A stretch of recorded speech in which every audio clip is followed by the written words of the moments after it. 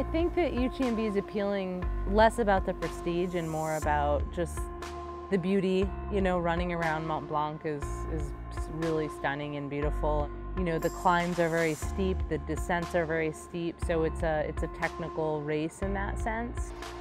You know, starting a race with 2,300 runners and all of the hype that goes around it maybe is not necessarily my style. Coming into Lake Contamine, which was really the first time I saw you guys and the crew, you know, I started to have the sense in my legs like there was this achiness and sort of soreness, and I was like, uh-oh, that's not great, but tried to ignore it, you know. And I think that was my first sign that, well, maybe that's my sign that my legs aren't fully recovered from Hardrock.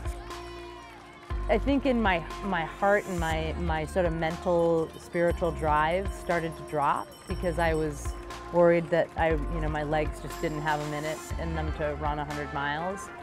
And I actually was kind of in that state for a long time, unfortunately.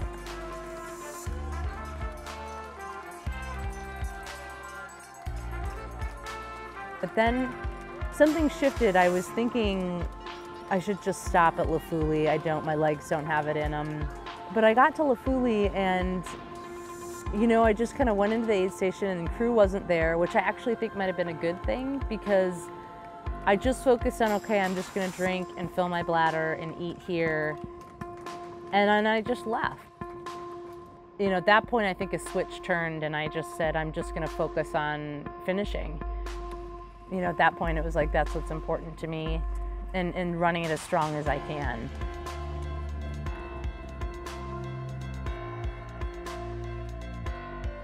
Something, you know, coming into Champay, it was, you know, it's a really steep climb, like all of the climbs are here.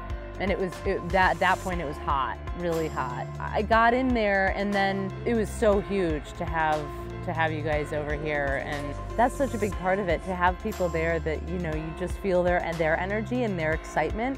And when you come into aid stations, you know, to have someone like Kalen, who's so energetic and, you know, smiling and happy and just excited about it, it made such a difference coming into the aid stations to see her, and, you know, it boosts your spirits for sure. You know, I regrouped and changed shoes and all that kind of stuff there, and that helped, I think. And I saw Fernanda leaving, and I just thought I'm gonna go run with her, to have someone to run with. I think because my mindset had switched, and I knew that I was gonna finish the race, I just, you know, I started to really focus, you know, a little bit more.